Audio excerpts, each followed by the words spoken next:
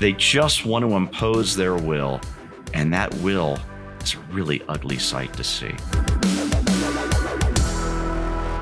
Why is the progressive left so ugly inside and out? Hey, everybody, I'm Steve Green with Bill Whittle and Scott Ott, and this is Right Angle, brought to you by the members of BillWhittle.com. And before we get to today's big topic, click that notification button, that thumbs up button, the 5-star button. Give us 6 stars. What the hell? It helps us. It helps you stay in touch with us, and we sure appreciate that. Anyway, gentlemen, it came to my attention over Independence Day on Monday that the left is just hideously ugly and full of hate.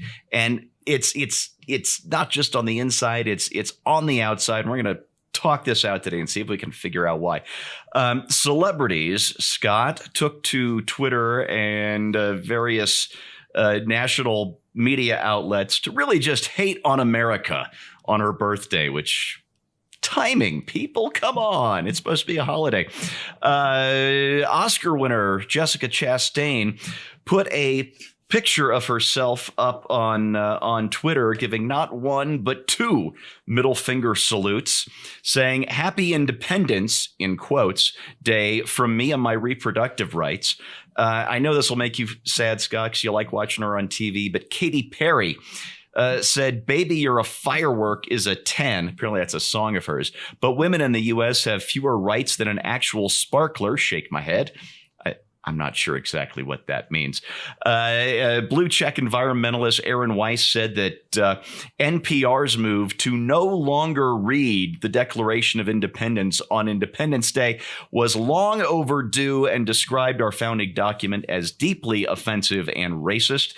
And the Washington Post, Paul Waldman chose Independence Day to declare our independence from the founding fathers.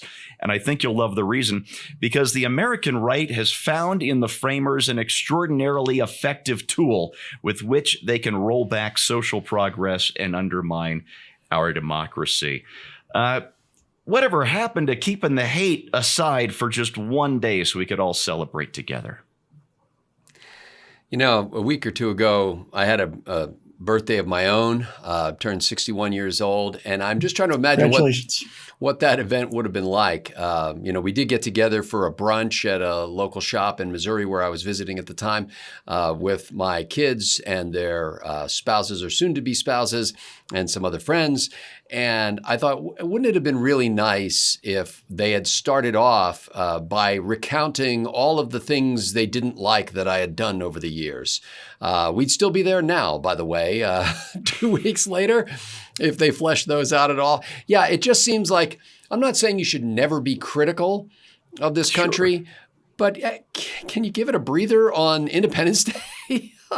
Now, in fairness to them, they probably all realize that July 4th isn't the actual day of the signing of the Declaration of Independence, but in fact, it's that's July, right, because they know they're Federalist papers. Yeah, absolutely right. Yeah. So it was actually July 2nd, and so that's probably why they probably were silent on July 2nd. Now, most of this is the kerfuffle raised by the Supreme Court opinion in the Dobbs versus Jackson's Women's Health Organization decision that overturned Roe versus Wade and Casey versus Planned Parenthood. And so when something goes in a way that you don't want it to do in this country, the key thing to do there, apparently, from their perspective, is to attack the very foundations of the country. Not to say, hey, wow, 50 years ago, things went in a way that I favored, and now things went in a way that I don't favor. That's kind of the interplay of allowing the people to have a choice and electing representative government and letting the president choose justices of the federal bench and things like that.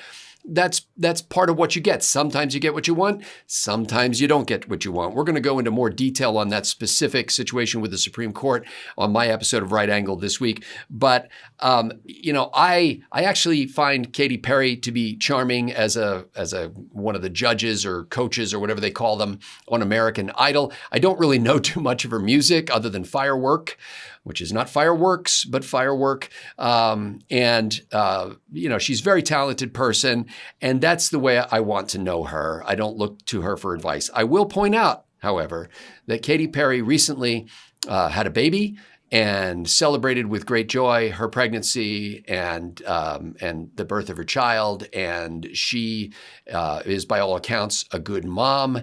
And I prefer to think of her that way. Yeah, you and me both. Bill, when I I saw don't. when I saw all this ugliness from all of these, beautiful people, these Washington people come out on Independence Day, it made me think that they're just on the inside the same thing we see on the outside with the real progressive hardcore left.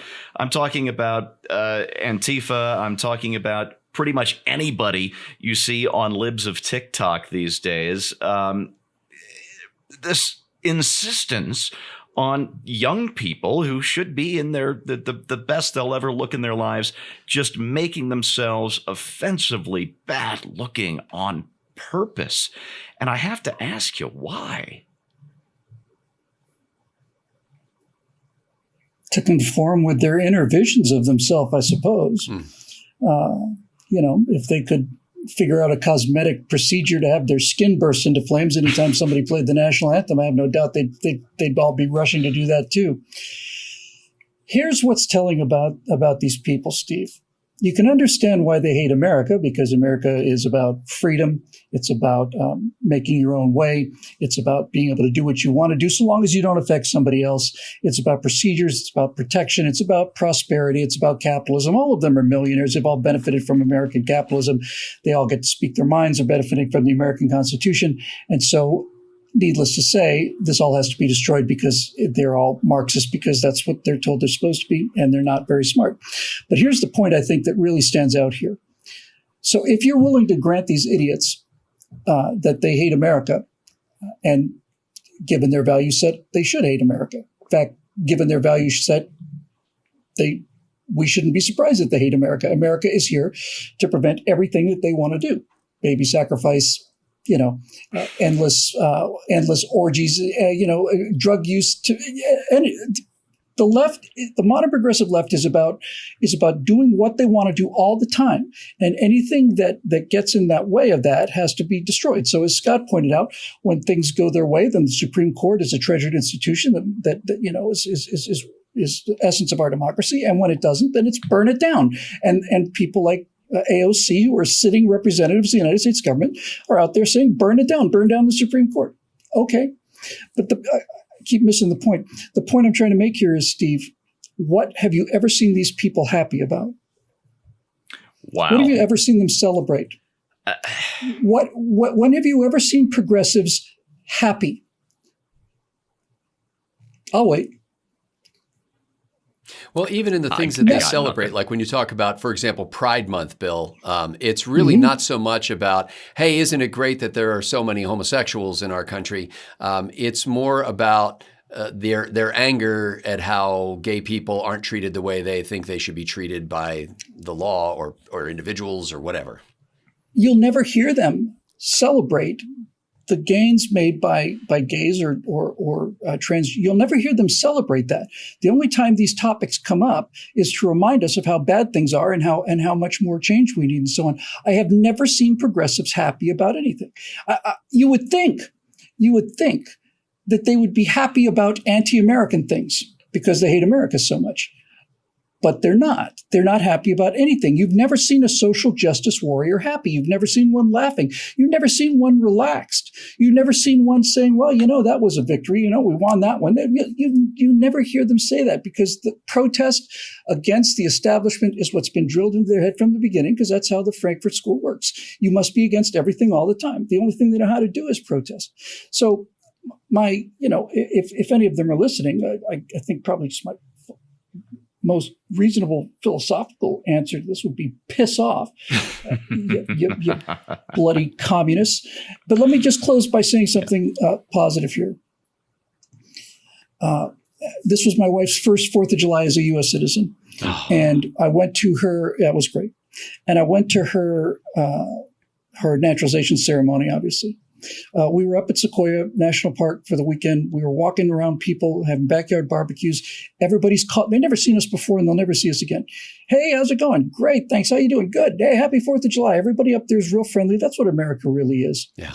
And the thing I'd like to stress to people is that during the naturalization ceremony, I've never seen such a large group of people so happy at the same time, with the possible exception of the time the Florida Gators beat the Seminoles in the '96 Sugar Bowl to win the national championship.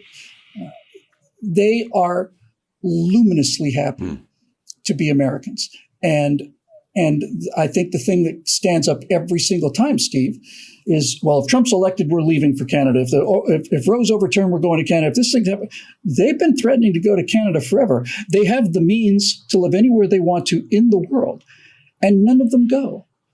None of them go. Why is that, I wonder?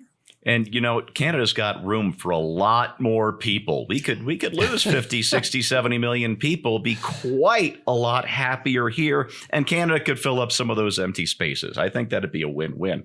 You said there's plenty of room in Canada, and apparently there's an awful lot of high-rise housing available at very reasonable prices all throughout China. All throughout China. Entire cities, empty ghost cities in China. All right, folks, when I look at today's left, I don't see yesterday's left. What I see is people who really are filled with hate, and I think a lot of that is self-loathing, and it is expressed in a way that tells you they're no longer interested in debate. They're no longer interested in persuasion. They're going to show you this ugliness of theirs 24/7 in whatever ways they can think of to show it to you. And they're going to shove it in your faces because they've lost that willingness, that ability, that whole American thing for political and social and cultural debate, that dynamic thing that helps make this country great. They just want to impose their will, and that will is a really ugly sight to see. There's your right angle on that, brought to you by the members of BillWhittle.com. Thanks so much for watching, and we'll see you next time.